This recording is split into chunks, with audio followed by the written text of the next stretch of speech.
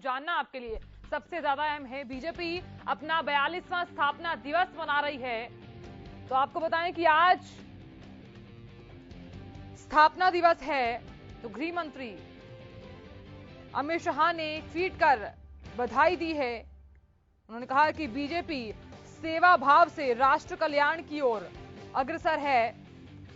तो प्रधानमंत्री नरेंद्र मोदी भी आज जनता को संबोधित करने वाले हैं। सुबह 10 बजे पीएम का संबोधन होगा, तो एलईडी स्क्रीन के जरिए संबोधन सुनेंगे कार्यकर्ता। तो बड़ी जानकारी, स्थापना दिवस पर पूरे देश भर में कई कार्यक्रम का आयोजन भी किया जाना है। तो हरियाणा में भी स्थापना दिवस पर कई कार्यक्रम होने वाले हैं। तो हालांकि आपको बताएं कि जो खास कार्यक्रम हैं वो अपने आप में काफी महत्वपूर्ण भी देखे जा रहे हैं, क्योंकि बीजेपी जो है वो अपना 42वां स्थापना दिवस मना रही है। आज 42वां स्थापना दिवस है, तो इसी के उपलक्ष्य में गृह मंत्री अमित शाह ने भी ट्वीट कर बधाई दी है। उन्होंने कहा कि बीजेपी सेवा भाव से राष्ट्र कल्याण की ओर अग्रसर है। तो ये तस्वीरें देख लीजिए आप, जिसमें गृह मंत्री अमित शाह ने साफ तौर पर कहा कि बीजेपी जो है वो सेवा भाव से राष्ट्र कल्याण की ओर अग्रसर है। जो ट्वीट किया गया है उसकी खास और बेहद जो खास तस्वीरें हैं वो भी हम आप तक पहुंचा रहे हैं। हालांकि आपको बताएं कि स्थापना दिवस के अवसर पर हरियाणा में भी कई कार्यक्रम होने हैं। हालांकि आपको बताएं कि तो इसी के उपलक्ष्य में सीएम मनोहर लाल भी पिहोवा को कई अहम सौगात भी दे सकते हैं, ऐसा भी माना जा रहा है। अगर बात 42वें स्थापना दिवस की अगर हम करें तो एक भव्य रैली का आयोजन भी किया जाएगा।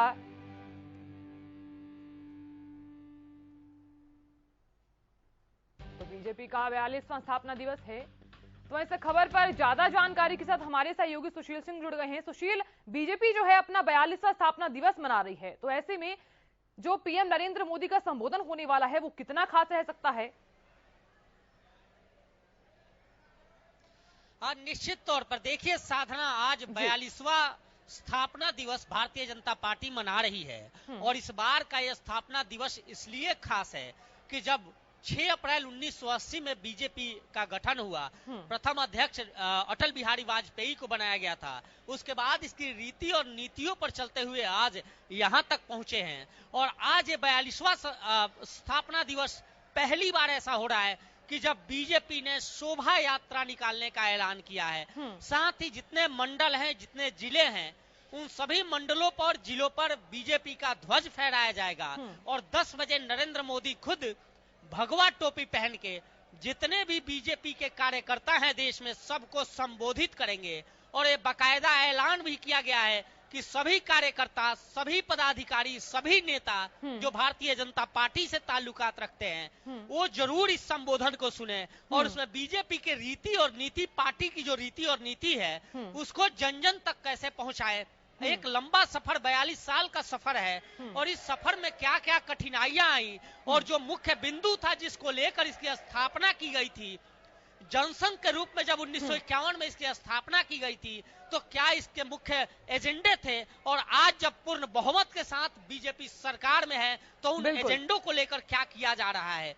साथ ही केंद्र सरकार की जितनी भी नीतियां हैं जो जनता जन कल्याण के लिए है, केंद्र सरकार ने जितनी भी नीतियों को ऐसा प्रतिपादित किया है और जो लागू किया जा रहा है, उनको भी बैनर और तख्तियों पर लेकर इस शोभा यात्रा में जो बीजेपी कार्यकर्ता निकलेंगे वो दिखाएंगे और लोगों को अवगत कराएंगे कि बीजेपी ने कितना जनता के लिए कार्य किया है और कौन कौन सी ऐसी नीति है जो बीजेपी ने, केंद्र सरकार ने आम जन के लिए दिया है। तो निश्चित तौर पे पहली बार भव्य तरीके से बड़े लेवल पे यह स्थापना दिवस मनाया जा रहा है और इसमें प्रधानमंत्री का संबोधन भी शामिल है, शोभा यात्रा भी शामिल है। और इसके अलावा एक हफ्ते तक कंटिन्यू, साधना आपको बता दें कि एक हफ्ते तक बीजेपी इस सप्ताह के रूप में मनाएगी, स्थापना सप्ताह के रूप में मनाएगी और इसमें कई कार्यक्रमों का आयोजन किया जाएगा। जी ठीक है सुशील, अगर बात की जाए, क्योंकि 4 राज्यों में बीजेपी ने पूर्ण बहुमत के साथ जीत दर्ज की है और ऐसे में अगर बात हम यही कर रहे थे कि 42वां स्थापना दिवस है,